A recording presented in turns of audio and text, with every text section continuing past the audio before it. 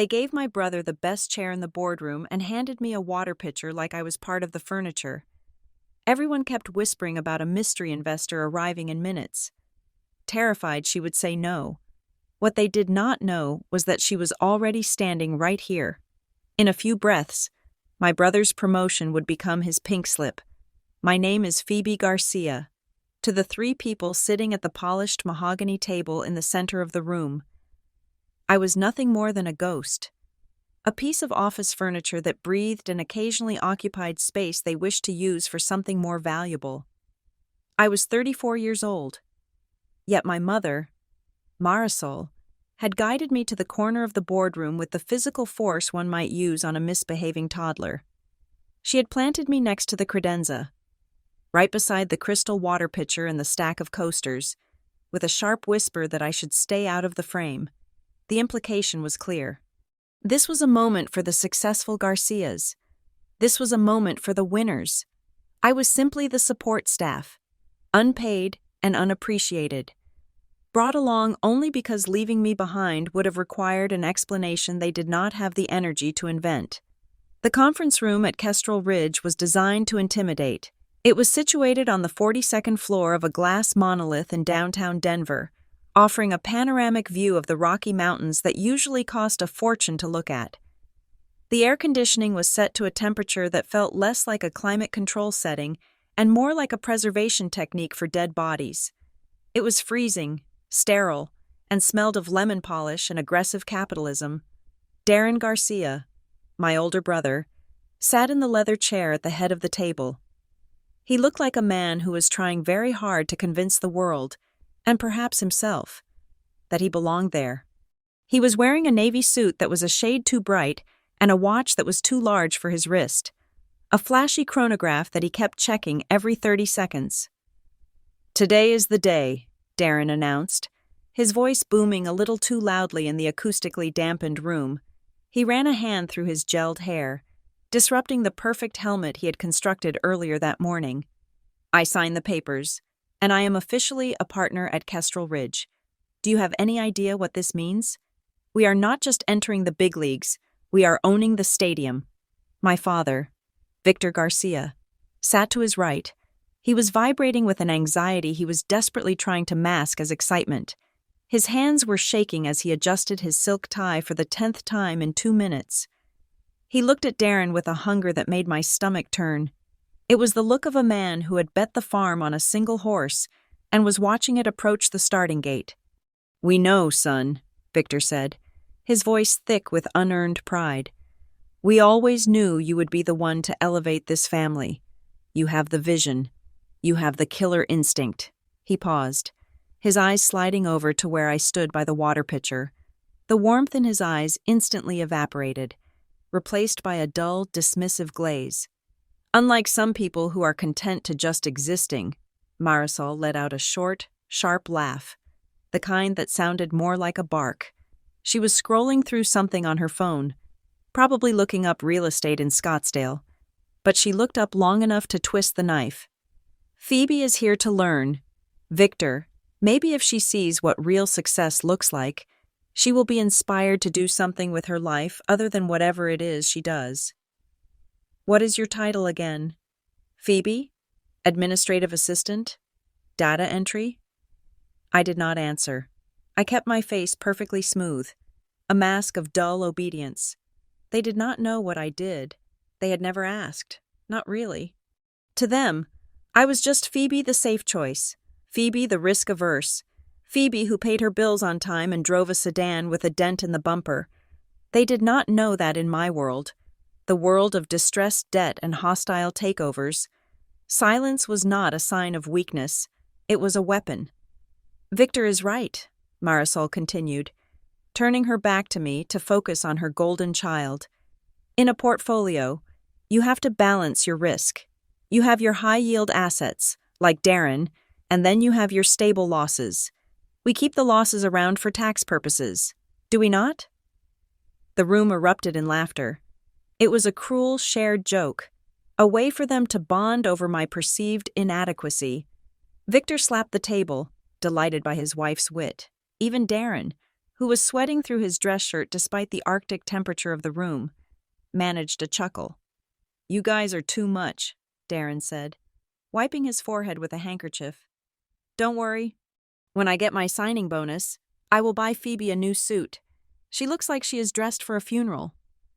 I poured a glass of water, the sound of the liquid hitting the crystal echoing in the momentary silence that followed. I filled it to exactly 1 inch from the rim.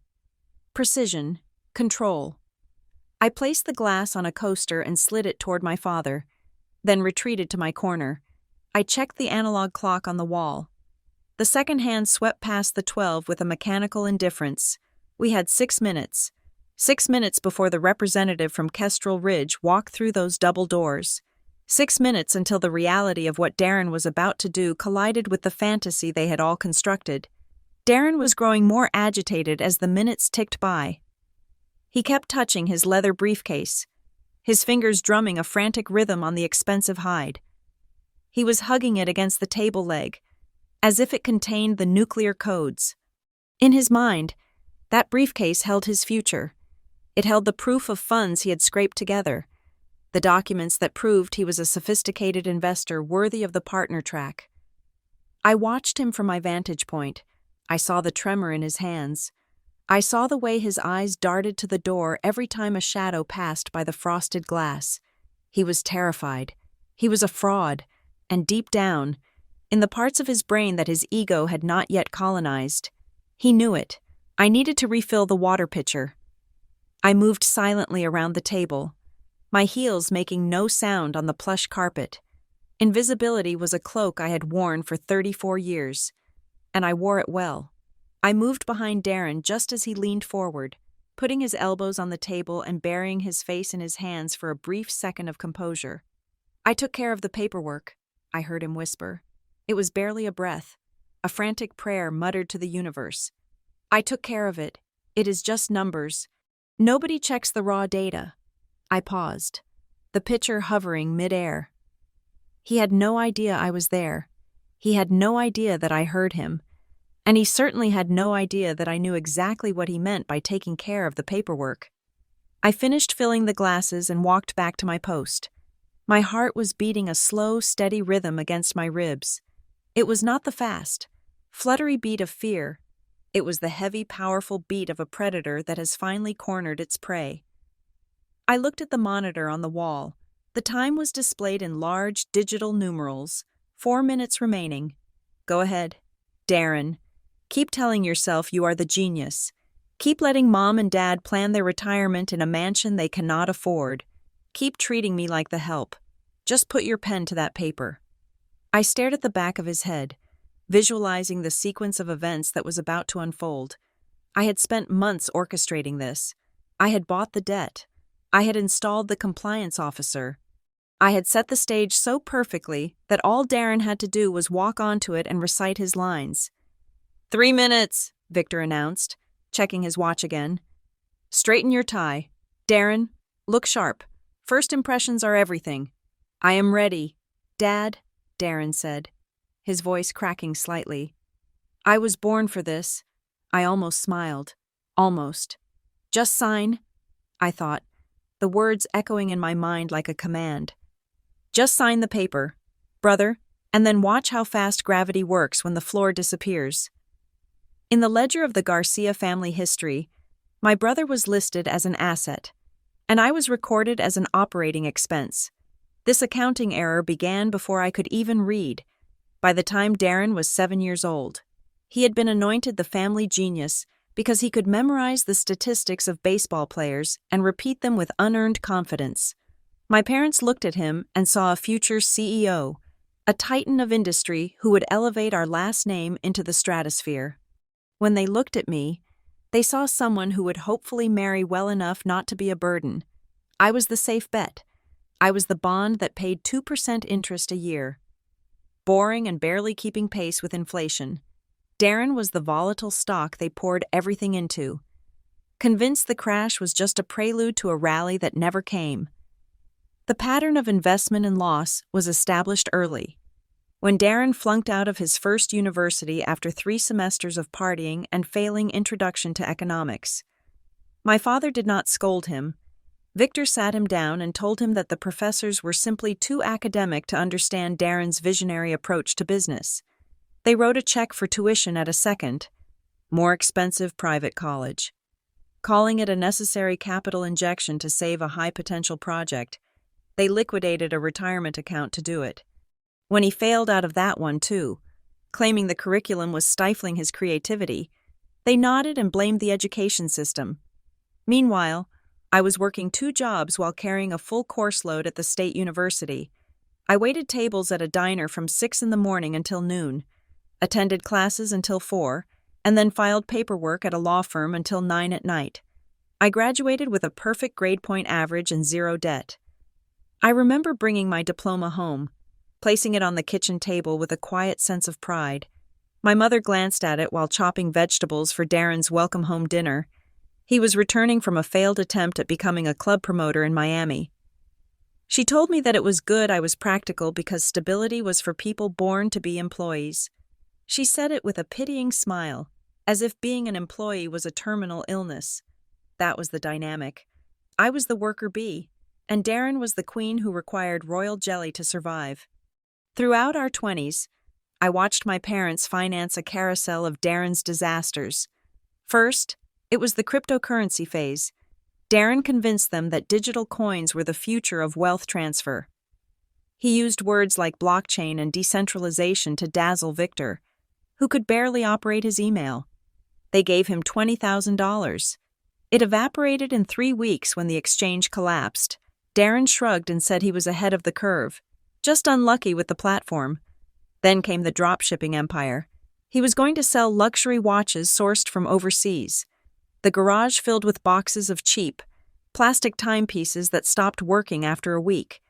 Then it was the organic burger restaurant concept that never opened its doors because he spent the entire startup capital on branding and a launch party for influencers before he had even signed a lease or hired a cook.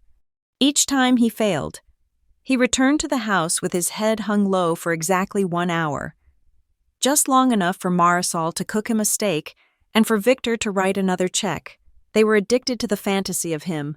They were terrified to stop paying, because if they stopped, they would have to admit that for 30 years. They had been betting on a losing horse. I left home as soon as I could afford a deposit on a studio apartment. I entered the world of high finance, specifically the sector most people found too stomach-churning to handle. I specialized in distressed assets and special situations. My job was to look at failing companies, analyze the rot, and decide whether to carve them up or restructure them. I learned to read balance sheets like autopsy reports. I made a lot of money, a significant amount of money. By the time I was 30, I had a net worth that eclipsed anything my father had ever earned in his lifetime. But I never told them, not a word. I drove a 10-year-old sedan to family gatherings. I wore simple clothes off the rack. I knew that if I revealed my success, the dynamic would not change. It would only become more expensive for me. I would become the new bank of Darren. My hard-earned capital would be funneled into his next delusion, and my parents would tell me it was my duty to support his genius. So I hoarded my success like a dragon, letting them believe I was just a mid-level administrator pushing paper in a cubicle. It allowed Darren to maintain his superiority complex. He loved to corner me at Thanksgiving or Christmas, swirling a glass of cheap wine that he pretended was vintage, and ask me how the rat race was treating me. He would ask if I was allowed to use the big conference rooms yet, or if I still had to ask permission to go to the bathroom. He did this in front of aunts and uncles, enjoying the laughter that followed. He needed me to be small so he could feel tall. The breaking point was not a specific financial loss, but a photograph. It happened on my birthday last year. My parents had insisted on a dinner, not to celebrate me, but because Darren wanted to try a new steakhouse in Lodo where he claimed he knew the owner. He did not know the owner, and we waited 40 minutes for a table. When the food came, Darren stopped everyone from eating. He handed me his phone, his latest model, bought with money borrowed from Victor, and told me to take a picture of the family. I stood up, I took the phone, I looked through the lens. There they were. Victor, puffing out his chest, Marisol, tilting her head to hide her neck wrinkles. And Darren, grinning like he owned the place, holding a glass of champagne he could not pay for. They looked like a successful, happy family, and I was the one standing in the aisle, blocking the waiters, capturing their glory. I took the photo. I handed the phone back. Darren spent the rest of the dinner editing it. Before dessert arrived, he posted it to social media with the caption, "Celebrating another year of dominating the game, grateful for this genetic lottery, self-made Garcia empire." He did not tag me. He did not mention it was my birthday. In the photo, you could see the empty chair where I should have been sitting. I was completely erased from the narrative, useful only as the mechanism to document his lie. I looked at them that night, really looked at them. I saw the fear behind my father's bluster. I saw the desperation in my mother's smile. And I saw the hollowness of my brother. I realized then that they would never respect me for my kindness, my stability, or my loyalty. They were incapable of understanding value unless it was written on a bank statement or printed on a legal contract. If they wanted to worship power, fine. If they only respected the hand that held the leverage, fine. I decided right then. Over a slice of birthday cake I ended up paying for because Darren forgot his wallet, that I would stop trying to speak to them in the language of family. I would speak to them in the only language they listened to. I would speak in equity, in debt covenants, and in hostile takeovers. I would show them exactly who the real investor in the family was, and I would wait for the perfect moment to call in the loan. Today, in this freezing boardroom, that debt was finally due. The document sitting at the center of the conference table was thick, bound in a heavy navy folder with the Kestrel Ridge logo embossed in silver on the cover. It looked important. It looked official. But to anyone who knew how to read the fine print of a partnership agreement, it was a bear trap waiting to snap shut. The terms were brutally simple, even if they were buried under pages of legal jargon. To secure the position of junior partner at Kestrel Ridge Advisory, the applicant was required to make a capital contribution of $180,000. That was the number hanging in the air like a guillotine blade. $180,000. Darren did not have $180,000. Based on my quick scan of his mail when I visited my parents last week, Darren did not have $1,800. His bank accounts were likely echoing with the hollow sound of overdraft fees. Yet, he sat there, tapping his finger on the leather binder, spinning a fable that was so audacious it almost demanded respect. "It is just a standard buy-in fee," Darren explained, waving his hand dismissively as if he were swatting away a fly. "Every major firm does it now. It shows you have skin in the game. It proves you are committed to the firm's long-term liquidity. Kestrel Ridge is restructuring its internal capital flow, so they are being very strict about compliance. They need to see the funds clear to trigger the employment contract." Victor nodded, his eyes wide and desperate. He was swallowing the lie whole because the alternative was to choke on the truth. If he admitted that Darren was broke, he would have to admit that the last 3 decades of his life had been a bad investment strategy. He would have to look in the mirror and see a man who had squandered his own retirement on a mirage. "Of course, son," Victor said, his voice trembling slightly. "You have to spend money to make money. That is business 101. Once you are inside, the returns will wipe this fee out in a month." "Exactly," Darren said, leaning forward, his eyes feverish. "That is the best part. The signing bonus.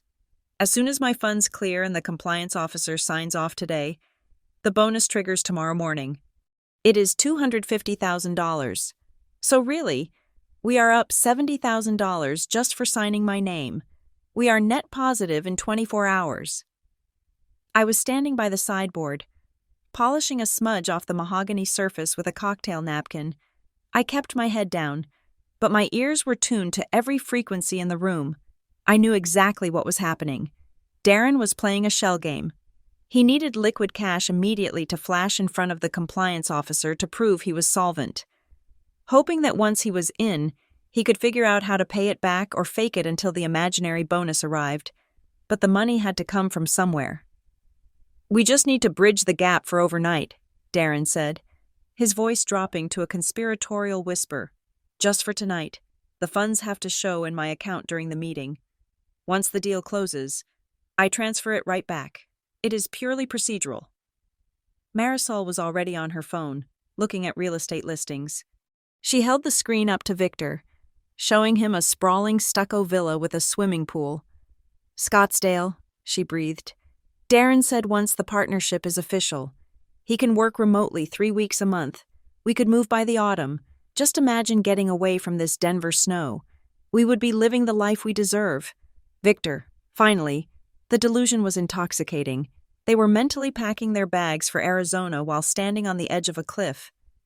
The equity line on the house is available, Victor said, doing the mental math out loud. We paid off the mortgage 5 years ago. The line of credit is sitting there unused. We could draw down the $180,000, wire it to your account for the verification, and you wire it back tomorrow when the bonus hits. My stomach tightened. The house in Lakewood was the only real asset they had left. It was their safety net, their retirement plan, the only thing keeping them from destitution in their old age. And they were discussing leveraging it with the casualness of someone ordering a side of fries. It is the only way, Dad, Darren urged, sensing the victory. Unless you want me to tell them I cannot meet the capital requirement, if I walk away now, they give the spot to the guy from Harvard who is waiting in the lobby. This opportunity does not come back. Victor looked at the table. He looked at Marisol, who was nodding encouragingly, her eyes already reflecting the blue of a non-existent swimming pool. He looked at Darren, the son he needed to be a hero. We will call the bank manager right after the meeting, Victor decided. We will sign the guarantee today. We are all in. I felt a cold rage settle in my chest. I walked over to the table to refill Marisol's glass. She did not look up. She simply moved her hand to indicate I was blocking her view of the contract. I was the help. I was the furniture. But as I poured the water, my eyes locked onto the papers spread out in front of Darren. I saw the clause at the bottom of page 4.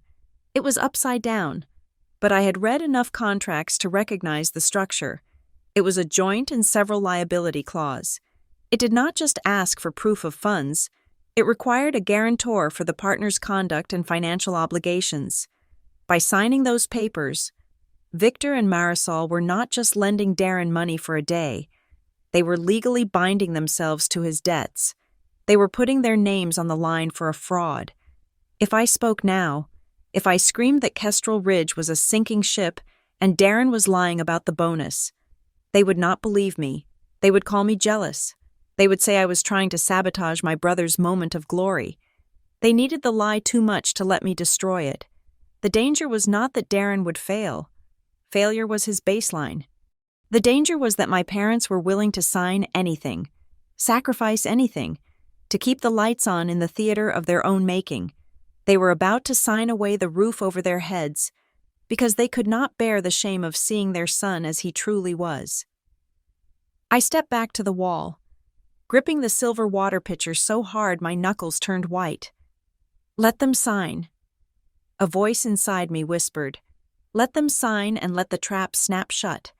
It is the only way they will ever learn. It is the only way to break the cycle. The digital clock on the wall clicked over. The 6 minutes were up. The intercom on the table buzzed, a harsh, electronic sound that made Darren jump in his seat. The receptionist's voice cut through the room, crisp and professional. Mr. Garcia? The representative from Kestrel Ridge is here to see you now. He is on his way in. Darren straightened his jacket, panic flaring in his eyes for a split second before he plastered on his winning smile. Victor stood up, buttoning his suit coat, trying to look like the patriarch of a dynasty. Marisol put her phone away, composing her face into a mask of haughty indifference. They were ready for the show. They had no idea the director was standing in the corner, holding a pitcher of ice water. My family believed my employer. Marrowline Capital Group was a mid-sized insurance firm where I processed claims or perhaps managed the vacation calendar for the senior partners. They never asked for clarification, and I never offered it. If they had bothered to investigate the name, they would have found a landing page that was intentionally vague, listing our expertise as alternative asset management and strategic capital deployment It was boring by design. We did not want attention. We wanted results. In reality, Marrowline Capital Group is a shark tank, and I am not the person cleaning the glass. I am the person deciding which fish get eaten. My official title is Director of Special Situations. In the polite world of banking, they call it distressed debt investing. In the honest world of the trading floor, they call it vulture capitalism. I look for companies that are bleeding, companies that are stumbling, companies that have hidden cancers in their balance sheets that the market has not yet diagnosed. I buy their debt for pennies on the dollar, and then I step in. Sometimes I chop them up and sell the parts. Sometimes I fire the management and restructure the operations to save the patient. I do not deal in feelings. I deal in leverage. 2 weeks ago, Kestrel Ridge popped up on my proprietary screening algorithm. It was a subtle flag, the kind of data point that most analysts would scroll past without a second glance. The firm had posted a series of unusually aggressive recruitment ads for partner-level positions, each requiring a substantial capital buy-in. At the same time, their operational cash flow had dipped into negative territory for 3 consecutive quarters. It was a classic desperation pattern. They were using new partner fees to pay off old operational debts. It is the corporate equivalent of using one credit card to pay the minimum balance on another. I dug deeper. I spent 3 nights dissecting their financials, peeling back the layers of gloss they put on their annual reports. Kestrel Ridge was not exactly a Ponzi scheme. Not in the criminal sense, but it was a hollow shell. A group of senior partners who had retired 5 years ago had legally looted the company through exorbitant consulting fees and deferred compensation packages, leaving the current operating accounts dry. They were keeping the lights on by churning through ambitious, gullible dreamers like my brother. They would take the buy-in money, pay the electric bill and the lease on this fancy office, and wait for the next victim. I could have told Darren this. I could have printed out the spreadsheets and slammed them on his kitchen table, but I knew how that conversation would go. He would call me a pessimist. He would say I did not understand high finance. He would accuse me of trying to crush his dreams because I was jealous of his potential. Victor would back him up, telling me that risk was part of the game. They would have ignored me, and they would have signed the check anyway. So I took a different route. I spoke the only language that matters in this room. I bought the paper.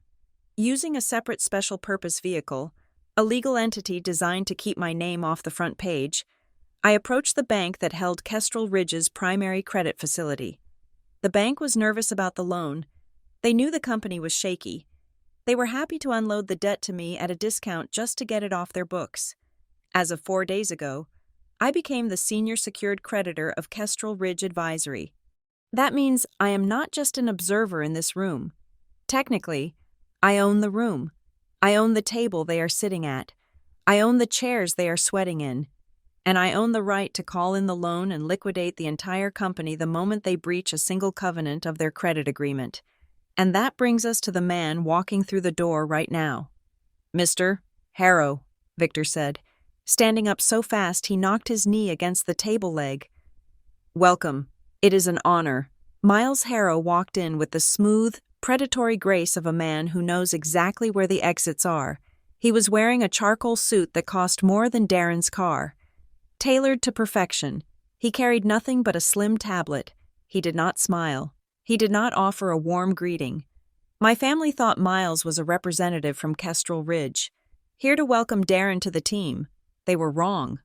Miles Harrow is a forensic accountant and a compliance specialist I hired 6 months ago to handle my most difficult restructuring cases. He works for me. His paycheck comes from Marrowline Capital. I installed him at Kestrel Ridge as a condition of purchasing their debt. I told the existing management that if they wanted to keep their jobs for another week, they would appoint Mr. Harrow as the interim director of compliance and give him absolute authority to vet all incoming capital. His mission today was simple. I had given him specific instructions. Do not make it easy. Do not accept the glossed-over version of the truth. Push them. Squeeze them. Force Darren to undergo a real due diligence process, not the rubber stamp formality he was expecting. I wanted to see if my brother would conduct himself with integrity when the pressure was applied, or if he would resort to fraud. I watched Miles shake Darren's hand. Miles's grip was firm, brief, and completely lacking in warmth. He looked at Darren not as a future partner, but as a data point that needed to be verified. "Mr. Garcia," Miles said. His voice was a low baritone that commanded immediate silence. "Let us dispense with the pleasantries. My job is to ensure that the firm's capital structure remains compliant with federal regulations. We have had some issues with liquidity sourcing in the past. Today is not a celebration. It is a verification audit." I saw Darren's smile falter. This was not the script he had rehearsed. He was expecting champagne and backslapping. He was expecting to be welcomed into the club. Instead, he was looking at a man who viewed him as a potential liability. "Of course," Darren stammered, adjusting his cuffs. "We are fully prepared. Everything is in order." I stood by the wall, my face a mask of bored indifference. I smoothed the front of my skirt and checked the water level in the pitcher. Inside, my mind was racing with the beautiful, cold logic of the trap I had set. I did not need to scream. I did not need to throw a tantrum or beg them to stop. I simply had to let the machinery of due diligence do its work. If Darren was honest, if he admitted he did not have the money yet, Miles would reject the application, and the deal would die a natural death. It would be embarrassing, but it would be over. But if Darren lied, if he tried to fake the documents or present funds he did not have, then he was not just breaking a family promise. He would be committing financial fraud against a federally regulated entity, and since I owned the debt, he would be committing fraud against me. I watched my brother pull a folder from his briefcase. I saw the slight sheen of sweat on his upper lip. I saw Victor nod encouragingly, unknowingly urging his son to step onto the landmine. "We appreciate your diligence, Mr. Harrow," Victor said, trying to sound authoritative. "We run a tight ship in this family. Transparency is our middle name." I almost laughed out loud. Transparency. The irony was so thick I could taste it. Miles sat down at the head of the table, opening his tablet. He did not look at me. He knew better. To him, I was the boss, the silent architect of this entire scenario, but he played his role perfectly, treating me like the invisible servant my family believed me to be. "Water?" I asked softly, stepping forward. "Black coffee," Miles said without looking up, "and make it strong. This is going to be a long scrutiny." I turned to the side table to pour the coffee. My hand was steady. My breathing was even. I was the ghost in the machine, the invisible hand guiding the outcome. They thought they were playing for a seat at the table. They did not realize the table had already been sold, and I was holding the receipt. The test had begun, and I had a front row seat to watch my brother decide just how far he was willing to fall.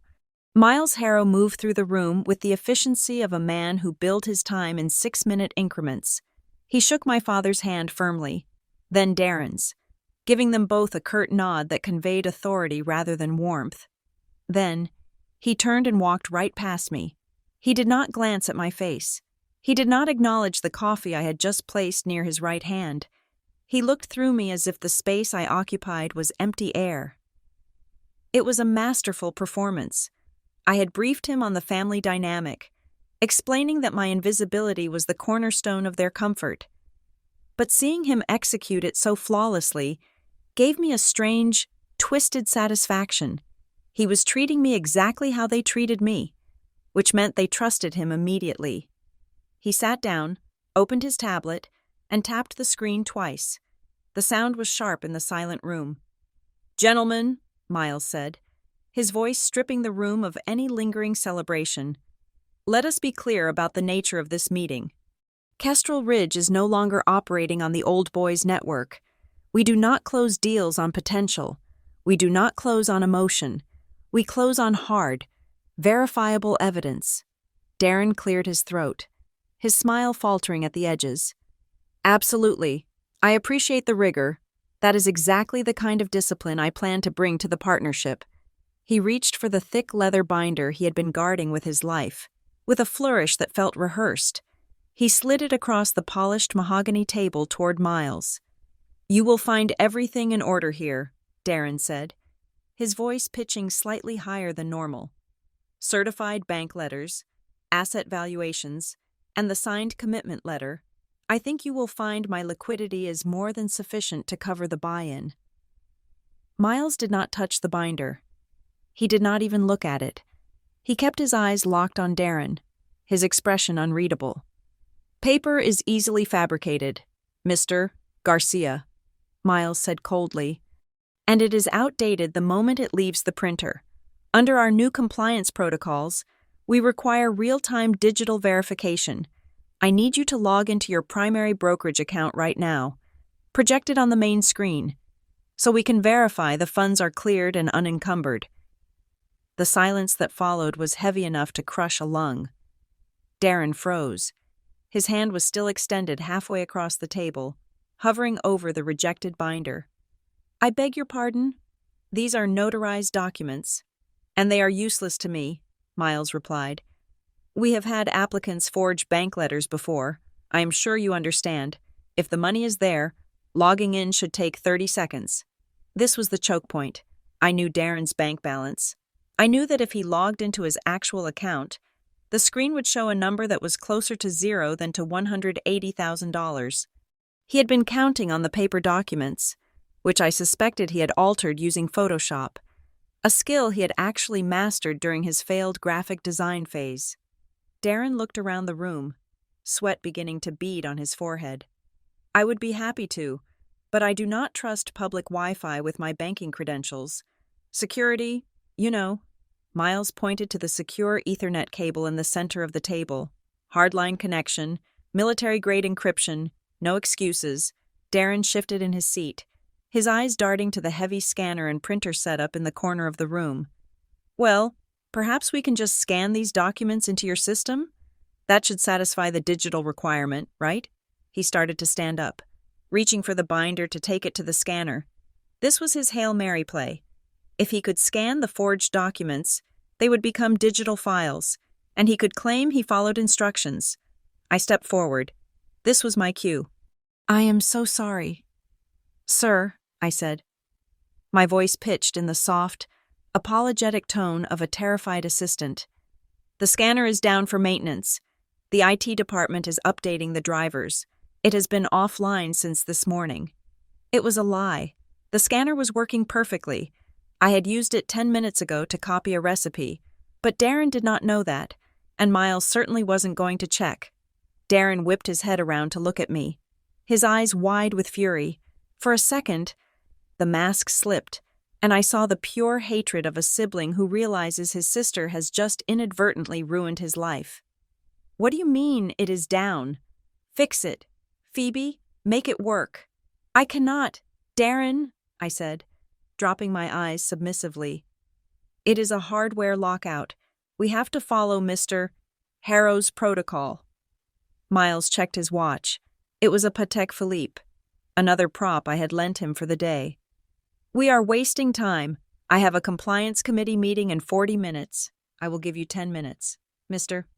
Garcia, if you cannot verify your liquidity on that screen by then, we will move to the next candidate on our list. He is waiting in the lobby, and I believe his capital is already in escrow." 10 minutes. Victor let out a nervous sound, a half cough, half whimper. He tugged at his collar. Looking from the stony face of the compliance officer to his son, the fear was starting to seep through his bluster. He was beginning to smell the smoke. "Darren," Victor whispered, "is there a problem? If the funds are in transit, just tell him. Maybe we can call the banker?" "There is no problem, Dad," Darren snapped, his voice sharp and brittle. He gripped the edge of the table, his knuckles white. "Trust me, I have handled bigger pressure than this. I need a moment to set up the two-factor authentication." I watched him closely. I analyzed him like I would analyze a CEO during a hostile earnings call. Darren was not afraid of losing the money. He did not have the money to lose. He was not even afraid of the legal consequences, because he had never faced a real consequence in his life. No, Darren was terrified of something far more visceral.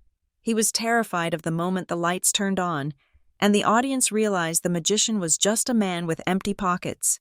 He was afraid of losing the admiration in our father's eyes. He was afraid of Marisol realizing her investment was worthless. He would do anything to keep the curtain up for 5 more minutes, even if it meant committing a felony. Darren opened his laptop.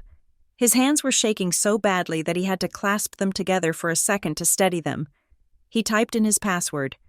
The screen glowed, casting a harsh blue light on his face, highlighting the sweat on his upper lip and the panic in his eyes.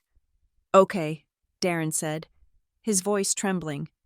"I am logging in now. Just give me a second to sync the accounts." He was not syncing accounts. I knew exactly what he was doing. He was opening the developer tools on his browser. He was going to pull up his bank's website, edit the HTML code of the balance display to show $180,000, and then project that fake page onto the big screen. It was a parlor trick. It changed the visual display on his monitor, but it did not change the reality in the bank's server. It was the stupidest, most desperate move he could make. It left a digital footprint.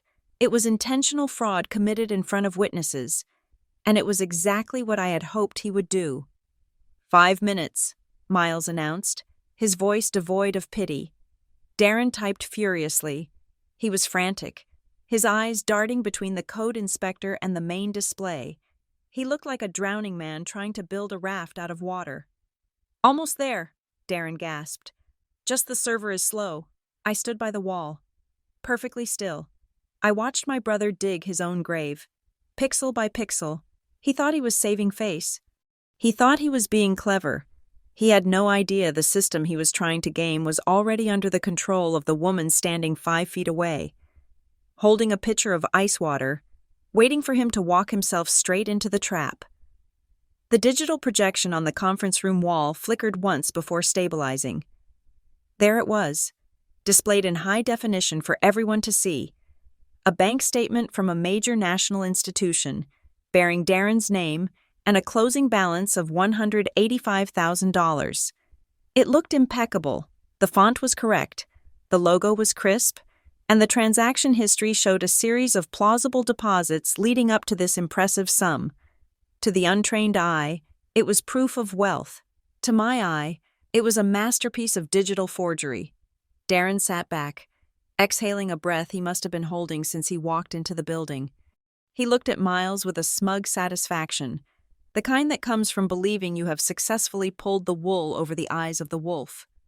"There you have it," Darren said, gesturing grandly at the screen. "Liquidity verified. I trust this satisfies the compliance requirement?" At the exact same moment, my phone vibrated in the pocket of my blazer. It was a subtle haptic pulse, invisible to the rest of the room. But to me, it was a thunderclap. The automated compliance system I had built for Marrowline Capital had just intercepted the document Darren uploaded. The alert was specific. The metadata on the PDF did not match the bank's encryption signature. The file had been created locally on a laptop hard drive 3 minutes ago, not generated by a secure banking server. I slipped my hand into my pocket and silenced the alert. I did not need the algorithm to tell me what I already knew. My brother had just committed wire fraud. He had transmitted a falsified document across state lines to secure a financial position. He had crossed the line from dreamer to criminal, and he had done it with a smile on his face. Miles studied the screen. He did not blink. He did not frown. He simply stared at the numbers with a terrifying neutrality. This was the reaction that always unnerved people. Anger is easy to read. Suspicion is easy to counter. But indifference? Indifference is a blank wall that gives you nothing to push against. "The visual verification is accepted," Miles said finally. His voice was flat, stripped of any approval. "However, you know how the banking system works. Mr. Garcia, seeing the number on a screen and having the funds settled in our operating account are two different things. Wire transfers, especially for sums over $100,000, can take 24 to 48 hours to clear federal scrutiny." Darren's smile faltered. "Sure, but the intent is there. The money is there. We can sign the partnership agreement now. And the funds will arrive tomorrow.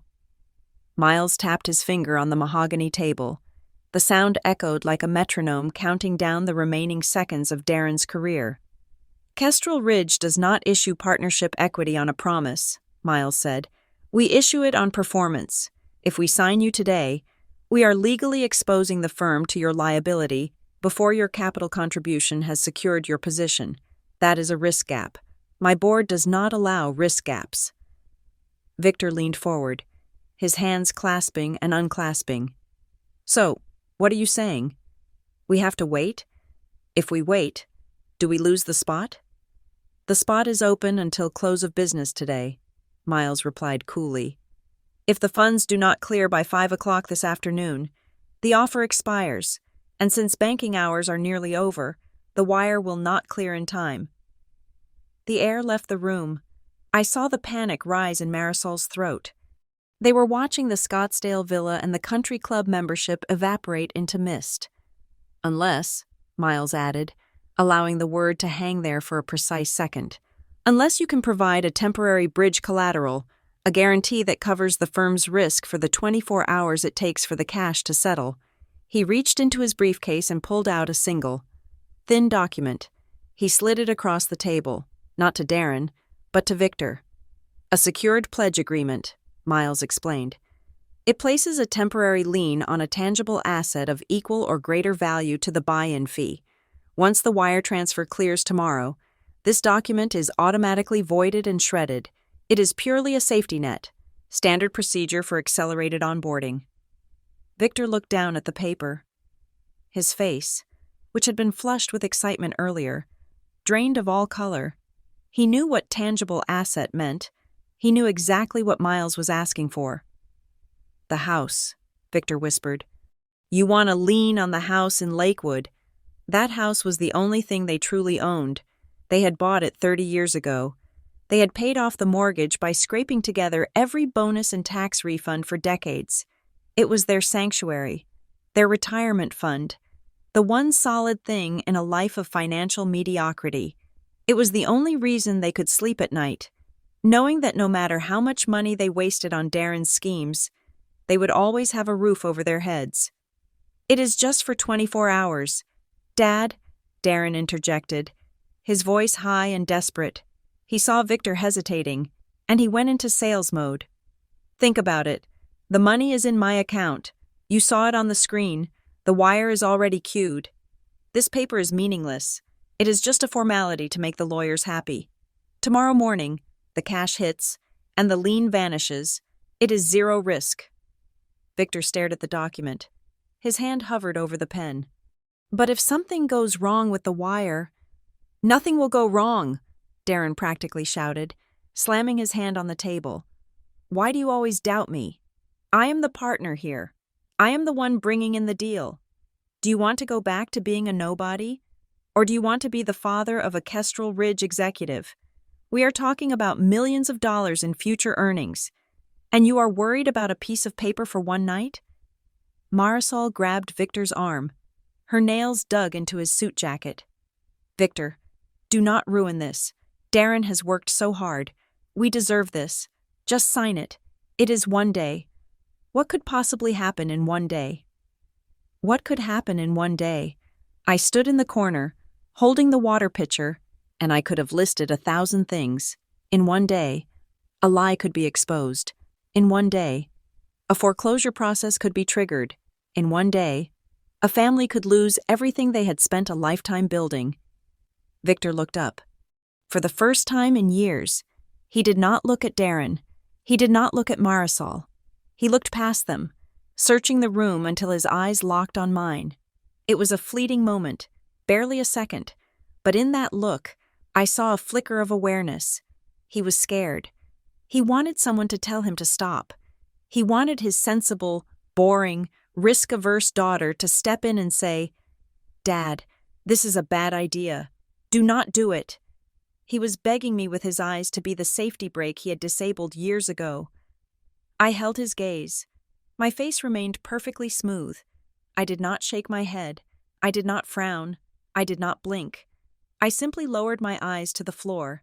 Adjusting my stance like a well-trained servant who had no opinion on the affairs of her betters, I played the role they had cast me in. I was the furniture, and furniture does not give financial advice. Victor let out a shuddering breath. He looked back at Darren, who was staring at him with a mix of entitlement and pleading. "Do it for me, Dad," Darren whispered. "Trust me." That was the trigger. Pride. Victor could not bear to be the reason his son failed. He could not bear to be the small man who was too afraid to pull the trigger on the big deal. "Fine," Victor said, his voice sounding like dry leaves crushing underfoot. "Fine. For the family." He picked up the heavy fountain pen Miles had placed on the document. The scratching of the nib on the paper sounded incredibly loud in the quiet room. He signed his name. Then he passed the pen to Marisol. She signed with a flourish, already mentally decorating the new house in Arizona. Miles took the document back. He checked the signatures. Then, he reached into his pocket and pulled out a heavy brass notary stamp. He pressed it down onto the paper with a firm, decisive thud. The sound resonated through the room like a judge's gavel sentencing a prisoner. "Thank you," Miles said, placing the document into a separate, red-colored folder. "The collateral is secured. The position is locked." Darren slumped back in his chair, laughing nervously. "See? Easy. I told you. Dad, stressing over nothing." I watched Miles close the folder. The trap had not just sprung, it had crushed the bone. They had just voluntarily signed over the deed to their home to cover a deposit that did not exist. Based on a bank balance that was a digital hallucination, they thought the hard part was over. They had no idea that the executioner had just finished sharpening the blade. The ink on the page was barely dry when Darren turned his attention back to me. The signing of the collateral agreement had acted like a shot of adrenaline to his ego. He was no longer the nervous applicant sweating through his shirt. He was the victor, the partner, the man who had bet the house and won. He leaned back in his leather chair, swiveling slightly to face the corner where I stood. "You know, Phoebe," Darren said, his voice dripping with a casual cruelty that he mistook for wit. "You look remarkably comfortable standing there in the shadows. It suits you. Tell you what, when I close on the estate in Scottsdale, I am going to need reliable staff. I will need a housekeeper who knows how to keep her mouth shut and polish the silver. I will pay you above minimum wage. Consider it a family discount." Marisol let out a loud, trilling laugh. It was a sharp, jagged sound that grated against the silence of the room. "Oh, Darren, you are terrible," she said, wiping a tear of mirth from her eye. But honestly, she would be perfect for it. Phoebe always did like cleaning up other people's messes. I did not flinch. I did not bite my lip. I simply poured more water into my own glass, watching the condensation bead on the crystal. They were celebrating a victory that was actually a funeral, and their laughter sounded like the cracking of ice before a landslide. I was preparing myself for the final reveal, the moment I would plug my phone into the main screen and show them exactly who owned whom. But then, my phone vibrated against my hip. It was not a standard notification. It was a priority 1 alert from the Marrowline due diligence algorithm. I frowned slightly, shielding the screen with my hand as I slid the phone out of my pocket. I expected a confirmation that the lien had been recorded. Instead, I saw a red warning banner. Title defect detected. Undisclosed encumbrance found. My breath caught in my throat. I tapped the notification to open the full report. The system had run an automated title search on the Lakewood property the moment Victor signed the digital consent. The results were staring me in the face. The house was not free and clear. There was a second mortgage recorded against the deed. It was dated 4 months ago. The lender was a predatory hard money firm known for high interest rates and aggressive foreclosure tactics. The amount was $50,000. I looked up at Victor. He was staring at the table, his hands trembling slightly, sweat beading on his forehead despite the air conditioning. He was not just nervous about today, he was terrified because he knew something that Marisol did not. He had already leveraged the house. He had secretly mortgaged their safety net to bail Darren out of some previous, unspoken disaster, and he had hidden it from his wife. By signing the agreement with Miles today, he was not just taking a risk, he was committing criminal fraud by declaring the property unencumbered when he knew it was not. He had doubled down on a lie, and now he was drowning in it. Miles cleared his throat. He had received the same alert on his tablet. He looked at the screen, then at Victor, his expression shifting from indifference to a razor-sharp scrutiny. "Mr. Garcia," Miles said, his voice quiet but carrying a weight that silenced the room instantly. "There seems to be a discrepancy in your affidavit. You signed a legal declaration stating that the property in Lakewood is free of all liens and encumbrances." "It is," Marisol said quickly. Offended by the suggestion, "We paid off the mortgage 5 years ago. I have the framed letter from the bank on my wall." "That may be true regarding the primary mortgage," Miles said, sliding his tablet around so they could see the screen. "But the county clerk's records show a second lien recorded in November of last year. A loan for $50,000 from Quick Cash Lending Solutions, secured against the equity of the home, signed by Victor Garcia." The silence that followed was absolute. It was the silence of a vacuum where all the oxygen had been sucked out. Marisol froze. Her head turned slowly toward her husband, her neck stiff, her eyes wide with a dawning horror. "Victor? What is he talking about?" Victor shrank in his chair. He looked like a man made of ash, ready to crumble at the slightest touch. "I had to, Marisol. It was back in November. Darren, he had that inventory issue with the warehouse. He needed cash fast, or the suppliers were going to sue. He told me he would pay it back in a month." "You took a loan on our house?" Marisol screamed. Her voice cracked, hysterical and shrill. "You went behind my back and put a debt on our house? You told me that money came from your retirement account."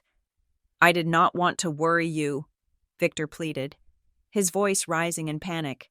"Darren promised it was temporary. He said the big deal was coming." "And it is coming," Darren shouted, jumping in to defend the indefensible. "This partnership covers everything. Who cares about $50,000? I will pay that off with my first paycheck. Mom, calm down." "Do not tell me to calm down." Marisol slammed her hand on the table. "You lied to me. Both of you.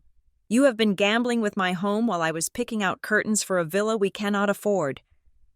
I watched them turn on each other. The facade of the perfect united family was dissolving in real time. It was not just favoritism that held them together. It was a web of deceit.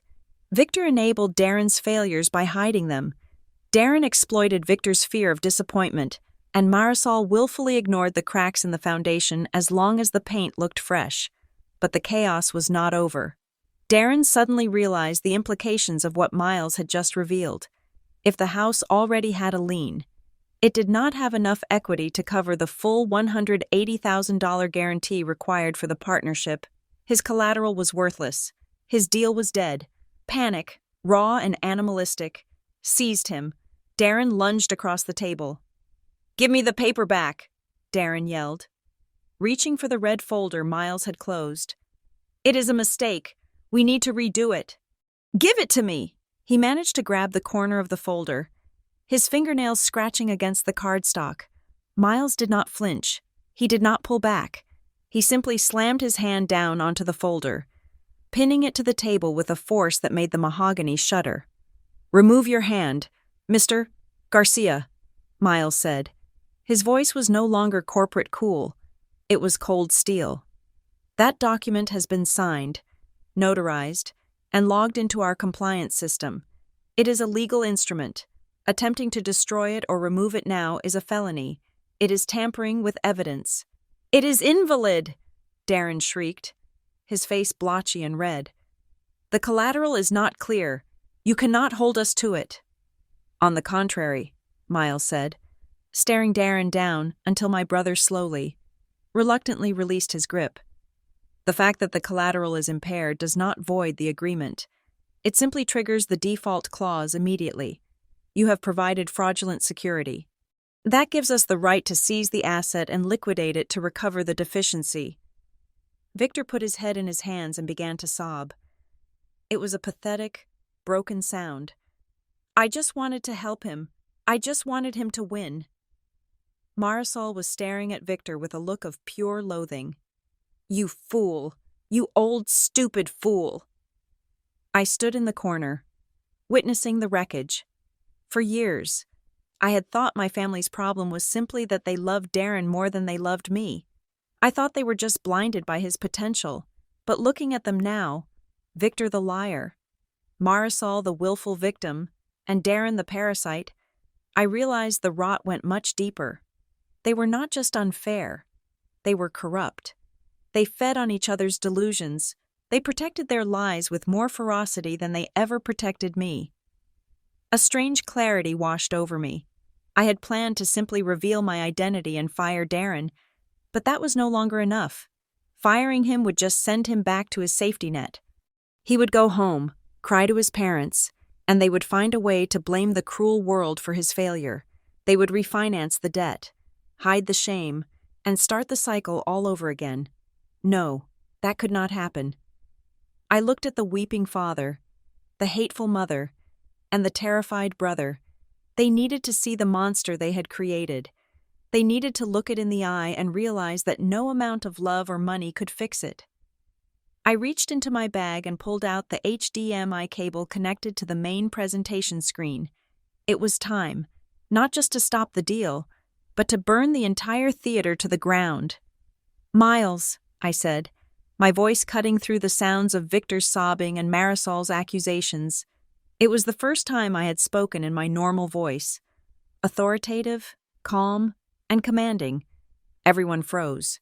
They turned to look at me, confused by the sudden shift in tone from the girl who poured the water. Miles, I repeated, stepping out of the shadows and walking toward the head of the table. Connect me to the main display. We need to show them the rest of the file. I walked away from the wall. For 3 hours, I had been part of the scenery, as silent and functional as the thermostat or the coat rack. But now, the sound of my heels clicking against the hardwood floor seemed to echo like gunshots in the sudden silence of the room. I did not ask for permission to approach the table. I did not apologize for interrupting the family drama. I walked straight to the head of the table, past my mother's shock and my father's tears, and stood next to Miles. Miles, without a word, slid the HDMI cable across the polished mahogany surface toward me. He did not look surprised. He simply folded his hands and leaned back, ceding the floor to the person who actually paid his salary. Darren looked up, his eyes red-rimmed and confused. Phoebe, what are you doing? Sit down. This does not concern you. I did not answer him. I took the cable and plugged it into my phone. The projection screen behind me flickered. The image of Darren's falsified bank statement vanished, wiped away in a blink. In its place, a complex, high-definition corporate structure chart appeared. It was a map of ownership, a tree of capital and debt. At the very bottom was Kestrel Ridge Advisory. Above it, connected by a thick black line indicating controlling interest, was a holding company called Ironwood Distressed Assets, and above that, sitting alone at the top of the pyramid as the sole managing director and authorized signatory, was a name they knew well, Phoebe Garcia. The room went so quiet, I could hear the hum of the projector fan. It was a heavy, suffocating silence, the kind that happens when reality shifts so violently that the brain struggles to catch up. Darren blinked. He squinted at the screen, then at me, then back at the screen. He stood up slowly, his legs knocking against his chair. No, he said, shaking his head. A nervous, disbelief-filled laugh escaped his lips. No, this is a joke. You hacked the screen. You are just Phoebe. You answer phones. You file papers. He looked at me, waiting for me to crack, waiting for me to admit it was a prank. Read the signature line, Darren, I said. My voice was even, devoid of the submissive tremble I had perfected over the years. It is a legal document. Check the timestamp. Darren looked closer. The document on the screen was the purchase agreement for the Kestrel Ridge debt facility. It was dated 4 days ago. My signature was inked clearly at the bottom, crisp and authoritative. "It is not possible," he stammered, looking at Victor for help. "Dad, tell her to stop. She is making this up." But Victor was not looking at Darren. He was looking at Miles. "Mr. Harrow, what is this?" Miles did not look at Victor. He looked at me. "Miss Garcia," Miles said, his tone respectful and deferential. "Do you wish to proceed with the audit findings?" "Yes, Miles," I said. "Thank you." I turned to my brother. "Miles does not work for Kestrel Ridge. Darren, Miles works for me. He is my director of compliance. And this was not a partnership interview. This was a stress test. I wanted to see if the new management, you, could pass a basic integrity check." I swiped my finger across my phone screen. The ownership chart slid away, replaced by a forensic analysis of the bank statement Darren had uploaded 10 minutes ago. Red boxes highlighted the discrepancies in the metadata. "You failed," I said simply. I pointed to the screen. "You did not just lie, Darren. You created a forgery. You used a PDF editor to alter the balance from $42 to $185,000. You see these mismatched pixel densities around the numbers? You see the creation time of the file? You generated this on your laptop 7 minutes ago. You did not log into a bank. You logged into a fantasy." Darren's face went gray. He collapsed back into his chair as if his strings had been cut. "I was going to pay it back. It was just a bridge." "It is fraud," I corrected him. "And because you submitted it to a federally regulated entity that I control, you just handed me the weapon to destroy you." Victor looked up, his face a mask of betrayal. But the betrayal he felt was not toward Darren's lies. It was toward me. "You," he whispered, his voice trembling with a mix of fear and anger. "You knew? You sat there and watched us? You trapped your own brother?" "I did not trap anyone," I replied, my voice cold. "I gave him a test. A trap forces you into a corner. A test gives you a choice. Darren could have told the truth. He could have said he did not have the money. He could have walked away. Instead, he chose to lie. He chose to forge documents." I turned my gaze to Victor. "And you? I did not force you to sign that collateral agreement. I did not force you to hide a $50,000 hard money loan from your wife. You made those choices. You walked into this room willing to burn everything down to keep Darren's ego inflated. Do not dare accuse me of setting a trap when you are the one who tied the noose." Marisol stood up, her hands shaking. She looked from the screen to me, her eyes narrowing. She was trying to regain control, trying to find the angle where she was the victim and I was the villain. "You ungrateful, spiteful girl," she hissed. "You did this to humiliate us. You are jealous. You have always been jealous of him. You think because you have some little job where you tricked people out of their company that you are better than us? You are destroying this family." I laughed. It was a dry, humorless sound. "I am not destroying this family. Mother, I am the only one who can afford to buy it." I tapped the screen again. The image shifted to the collateral agreement they had just signed, the one with the notary stamp. "Look at the signature, Marisol," I said, pointing to her scrawled name. "You want to blame me? Look at that paper. You signed it. You pledged your home to a shell company that belongs to me. You are not my mother right now. You are a debtor in default, and I am the creditor holding the deed." "You would not," Marisol gasped, clutching her pearls. "You would not take our house." "Try me," I said. Darren slammed his hand on the table, trying to summon one last burst of bravado. "I will sue you," he shouted, pointing a shaking finger at me. "This is entrapment. This is conflict of interest. I will get a lawyer. I will take everything you have." I looked at him with genuine pity. He really did not understand how the world worked. "Go ahead," I said calmly. "Call a lawyer. In fact, call the best one you can find. And when you tell him that you submitted a forged financial instrument to a compliance officer, and that I have the digital logs, the metadata, and the sworn testimony of a witness." I nodded toward Miles. He will tell you to plead guilty and hope for probation.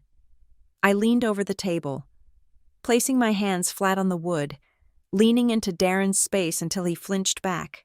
You are not a partner. Darren, you are a liability. And in my business, we do not nurture liabilities. We liquidate them. The room fell into a silence deeper and colder than before. The bluster was gone. The threats were dead. They looked at me, really looked at me, for the first time in their lives.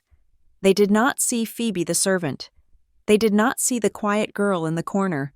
They saw the person who held the keys to their house, the evidence of their crimes, and the power to end their way of life with a single phone call.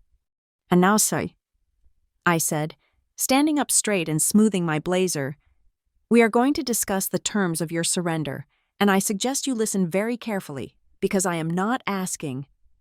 I did not shout. I did not raise my voice. I did not allow even a tremor of emotion to crack the veneer of my professionalism. I stood at the head of the table, flanked by the evidence of their deceit on the screen and the imposing figure of Miles Harrow, and I laid out their future with the clinical detachment of a coroner reading an autopsy report. You have two choices, I said, my voice carrying clearly in the dead silence of the room. I am going to outline them for you once. I will not repeat them, and I will not negotiate them. This is not a discussion. It is a dictate. I held up one finger. Option 1. I instruct Miles to file a formal suspicious activity report with the federal authorities regarding the forged bank statement. We simultaneously file a civil suit against Darren for attempted wire fraud and against Victor for fraudulent inducement regarding the collateral agreement. The investigation will trigger a forensic audit of all your accounts. The house will be seized immediately to cover legal costs and the default on the secret second mortgage. Darren will be blacklisted from every financial institution in the country. He will likely face prison time. You will be homeless and bankrupt within 6 months. I let the weight of that scenario settle on them. I saw Victor wince as if I had physically struck him. Marisol let out a strangled gasp, her hands flying to her mouth. I held up a second finger. Option 2. We handle this quietly, internally, and immediately. Option 2, Victor croaked, his voice barely a whisper. We want option 2, please. Option 2 requires total capitulation, I continued, ignoring his pleading tone. Darren will sign a voluntary resignation letter effective immediately. He will also sign a confession of judgment admitting to the forgery, which I will keep in a safe if he ever speaks a word against me or tries to work in this industry again. I release it. Furthermore, Victor, you will sign a deed in lieu of foreclosure. You will transfer the title of the Lakewood house to my holding company today. This stops the foreclosure from the hard money lender and satisfies the breach of contract you just committed. Darren spun around in his chair, looking frantically between our parents. The arrogance that had defined his face for 30 years was gone, replaced by a naked, pathetic terror. He looked like a child who had broken a vase and was waiting for his mother to fix it. "Mom? Dad?" Darren whined, his voice pitching high. "You cannot let her do this. She is taking the house. She is ruining my career. Do something. Tell her she cannot do this." For the first time, the golden asset was revealed for what he truly was, a 36-year-old man who had never fought a battle without his parents' credit card as a shield. He was not a partner. He was a dependent. He was reaching for a safety net that I had just set on fire. Victor looked at his son. Then he looked at me. He straightened his tie, trying to summon the ghost of his old authority, the patriarch who commanded the room. "Phoebe, be reasonable," Victor said, his voice trembling but trying to sound firm. "The house is worth $800,000. The loan I took was only $50,000. The guarantee for the partnership was just paper. You cannot take the whole house. That is theft. Let us make a deal. We can work out a payment plan for the $50,000. We can—" "Stop," I cut him off. The word was sharp, like a whip crack. "You are trying to negotiate leverage you do not have. You are not a man with $800,000 in equity. Victor, you are a man who committed fraud on a secured lending document. I am not buying the house from you. I am seizing it to cover the damages and the risk you exposed my firm to. You do not have the capital to bet anymore. You are tapped out." Victor's mouth opened and closed, but no sound came out. He slumped back, the fight draining out of him. He realized, finally, that the rules of the game had changed. He was no longer the player. He was the chip. Marisol began to weep. It was not a quiet, dignified weeping. It was a loud, wailing performance intended to garner sympathy. Tears streamed down her face, ruining her makeup. "How can you be so cruel?" she sobbed, looking at me with wet, accusatory eyes. "We are your parents. We raised you. We put a roof over your head, and now you want to throw us on the street? You want me to live in a shelter? Is that what you want? To see your mother homeless because of some paperwork?" I watched her cry. I searched my heart for a pang of guilt, for that familiar tug of familial duty that had controlled me for decades. I found nothing. Her tears were not for the lie she had lived. They were for the comfort she was about to lose. She did not say she was sorry. She did not apologize for treating me like a servant. She only begged to be allowed to keep living in her delusion. "I am not throwing you on the street," I said, my voice dropping to a dangerously low register. "I am offering you a lifeline, but it comes with conditions." Marisol stopped crying instantly, wiping her eyes with the back of her hand. "What conditions?" "You can stay in the Lakewood house," I said, "but you will not live there as owners. You will live there as tenants. You will sign a standard lease agreement with my property management company.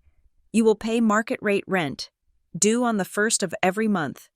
If you are late, you will be evicted. If you damage the property, you will be evicted." I paused, looking from Marisol to Victor, making sure they understood the new world order. "And most importantly," I added, "the dynamic changes. I am your landlord. I am not your servant. There will be no more demands, no more snide comments about my job, no more treating me like the help. If I come to visit, you will offer me a seat at the head of the table, or I will not come at all. Do you understand?" Marisol looked horrified. The idea of paying rent to the daughter she had mocked was a humiliation worse than bankruptcy. But she looked at Victor, broken and gray, and she looked at Darren, useless and panic-stricken. She knew she had no choice. "We understand," she whispered, her voice laced with venom. "Good," I said. I turned to Miles. "Print the resignation letter and the deed transfer." As the printer in the corner whirred to life, spitting out the documents that would seal their fate, Darren snapped. The pressure, the humiliation, the sudden realization that his future had evaporated, it was too much for his fragile ego. He let out a guttural roar and lunged for the main display screen.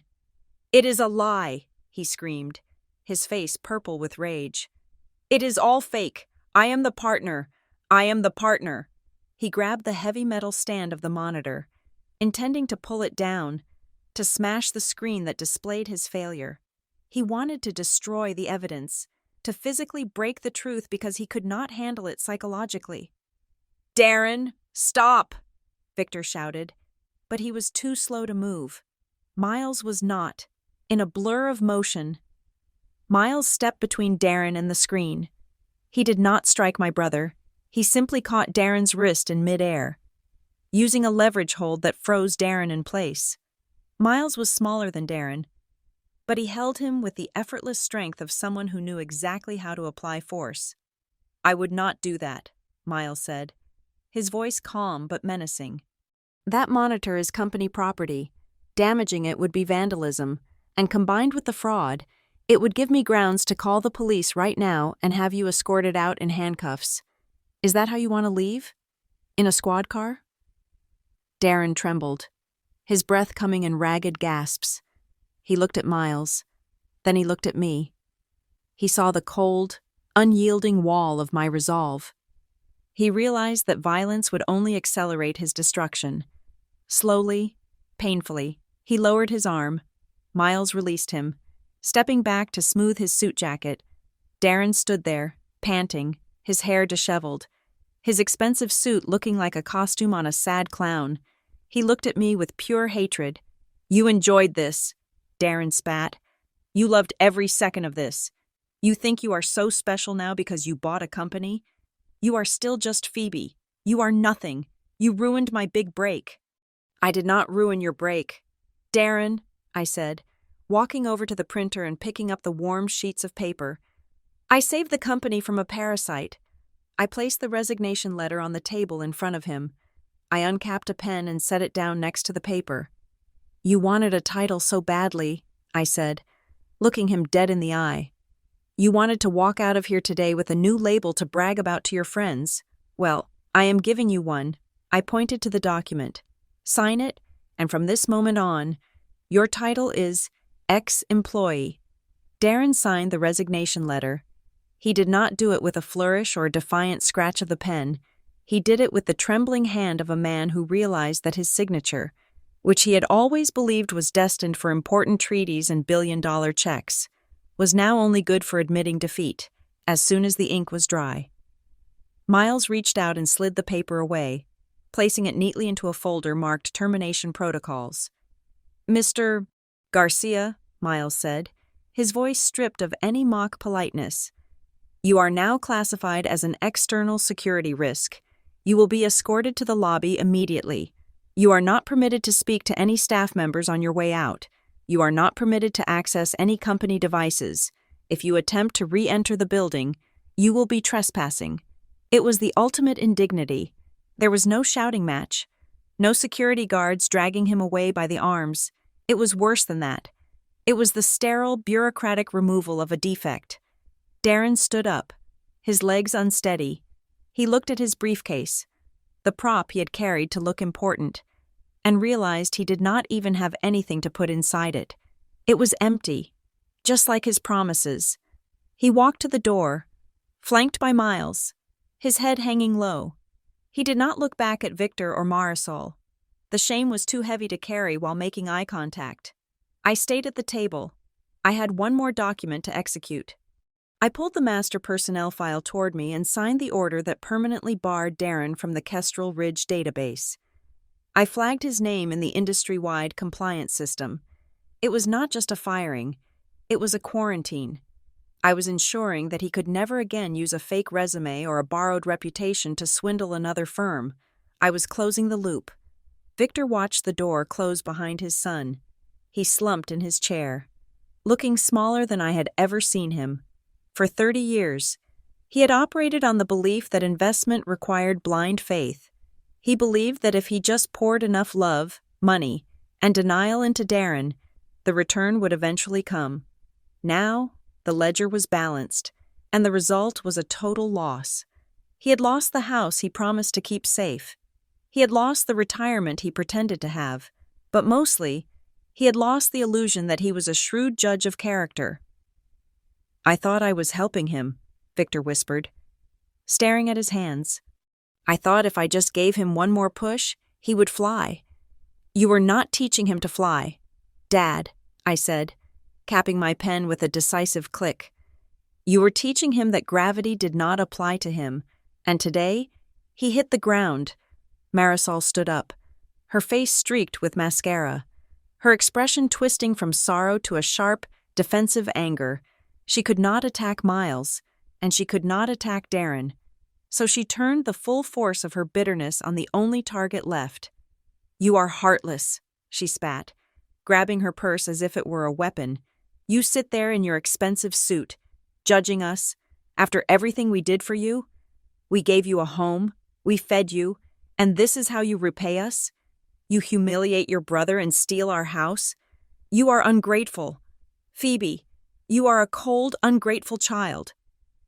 I looked at her. Years ago, those words would have cut me to the bone. I would have apologized. I would have scrambled to fix it. But today, they just bounced off me. "I am not ungrateful," I said, my voice steady and calm. "I am simply finished.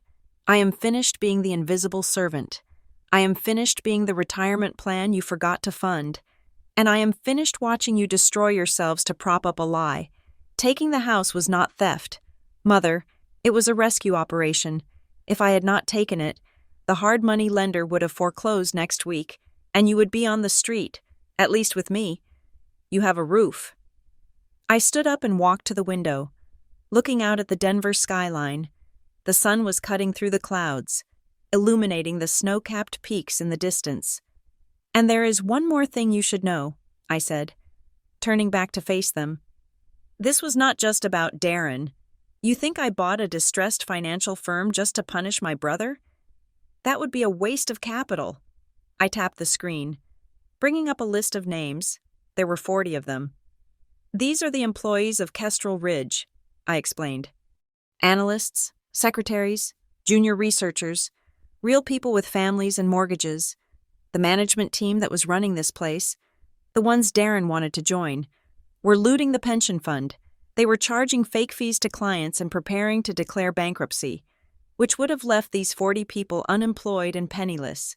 When I saw the red flags, I did not just see an opportunity to catch Darren, I saw an opportunity to clean house.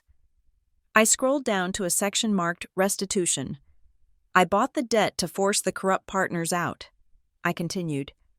I am restructuring the entire firm, and as of this morning, I have issued refunds to 3 other young men who were scammed into paying that partner track fee before Darren.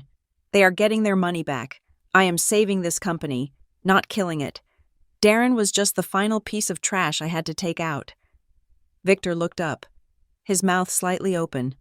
He realized then that the daughter he had dismissed as safe and boring was operating on a level of morality and competence that he could not even comprehend. I was not just playing the game. I was fixing the rules. The aftermath was swift and quiet. Darren did not go to jail, but he might as well have. Without the ability to flash money or brag about his connections, his social circle evaporated overnight.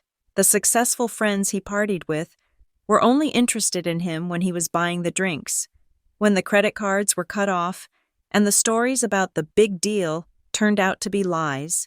They stopped answering his texts. He moved into a small apartment on the outskirts of the city, working a retail job that he hated, finally forced to live within the means he actually earned.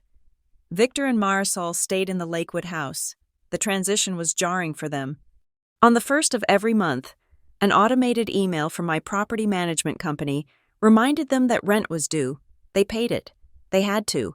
The lease agreement was ironclad, and for the first time in their lives, they respected a deadline because they knew the consequences were real. We stopped having Sunday dinners. I did not visit often, and when I did, the dynamic was different. I sat at the head of the table. They asked me about my work with a hesitant respect, afraid that if they interrupted me, I might raise the rent. It was not a warm relationship, but it was an honest one. The final scene of this chapter played out in the lobby of the Kestrel Ridge building. I walked out of the elevator, my briefcase heavy with the signed agreements that gave me full control of the firm. Miles was waiting for me by the security desk. "Everything is secure, Ms. Garcia," Miles said. "The locks have been changed. The accounts are frozen. We can begin the restructuring process tomorrow morning." "Thank you, Miles," I said. "You did excellent work today. Go home to your family." He nodded and walked away. I pushed open the heavy glass doors and stepped out onto the sidewalk. The air was crisp and cold, the kind of mountain air that fills your lungs and wakes you up. I took a deep breath. For the first time in 34 years, I did not feel the weight of my brother's shadow. I did not feel the pressure of my parents' expectations. I felt light. My phone was silent. No frantic texts asking for money, no guilt-tripping voicemails, just the silence of a life that finally belonged to me. I adjusted my sunglasses, gripped the handle of my bag, and walked into the sunlight. I had not just won a boardroom battle, I had broken a curse. And as I merged into the crowd of people walking down 17th Street, I smiled. It was not a smile of revenge. It was the smile of someone who had finally, truly, resigned from the job of being a victim. Thank you so much for listening to this story. I would love to hear where you are tuning in from. So please leave a comment below and share your thoughts on whether Phoebe went too far or did exactly what needed to be done. If you enjoyed this story, please subscribe to the channel, Jane Revenge Stories, like the video, and support us further by hitting the hype button so this story can reach even more listeners.